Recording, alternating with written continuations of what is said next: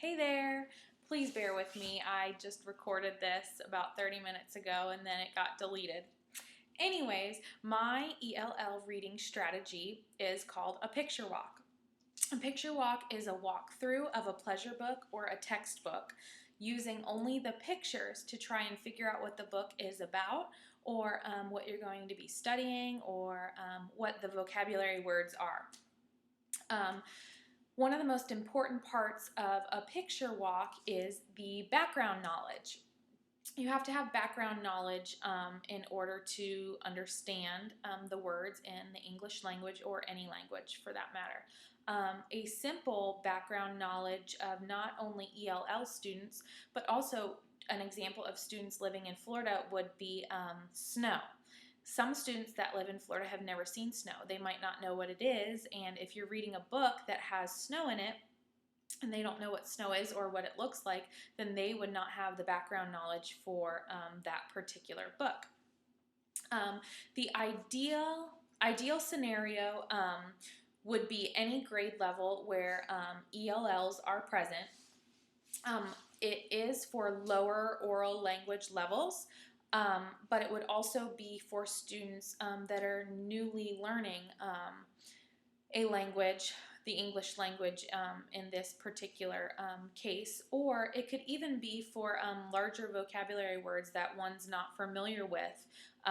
They would be able to identify, words by also using a picture.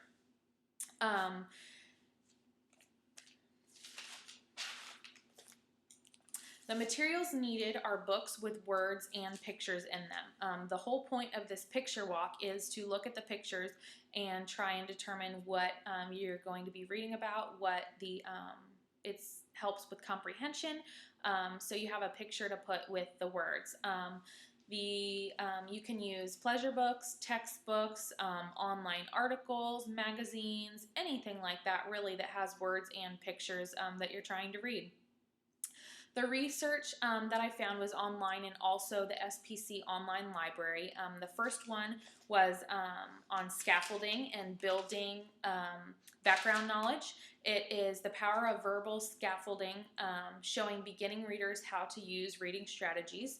An example that they gave in this article was the teacher was reading a book about a bear, and the students identified that it was a teddy bear, and she asked the students if they had a teddy bear or if they slept with a teddy bear, and one of the students did say that they had a teddy bear and slept with a teddy bear. That is called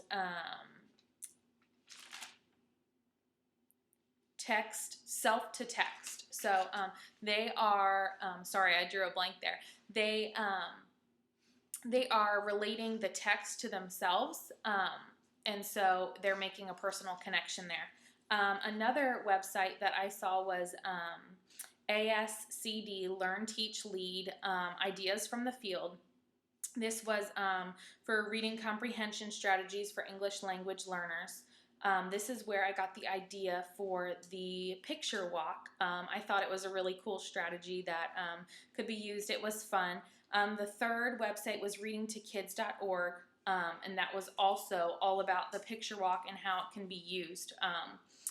So for our picture walk today, we are going to use a book that is one of my favorites growing up. So when you're doing a picture walk, you are going, oh, and there's my dog in the background, sorry.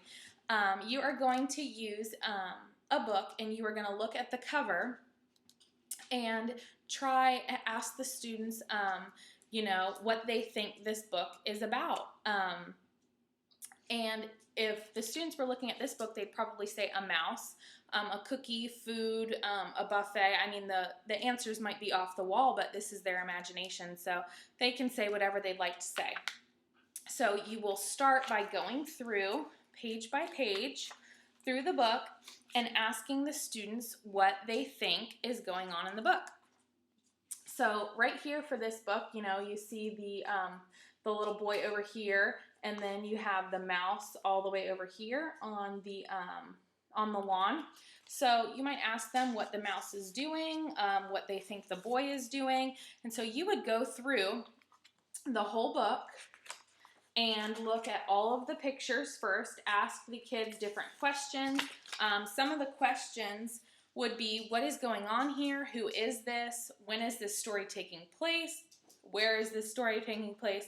How do you think the story is going to end? Those are all just simple questions that you could ask. You could have the students expound on it, what they think is going to happen, what they would like to happen, a whole bunch of different things that you could do.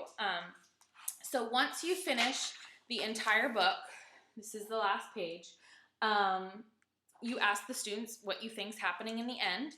And then you go back and you read the book and you read the words and you make connections, different vocabulary words that they might not know. They can connect to the pictures and they're learning that way. So this was just a fun book to do, little pleasure reading. They could, this is for teachers, students, parents, anybody can do this picture walk. It's very beneficial. It can be done with textbooks, anything like that.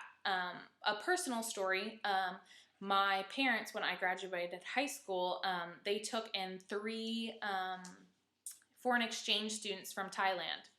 My mom was actually their English teacher, and she taught at a private school, so she was allowed to host these students and also be their teacher, which was difficult at times, but they were 17 and 18 years old. There were 3 of them, but they were at a first grade reading level. She spent a lot of time going through different books with them.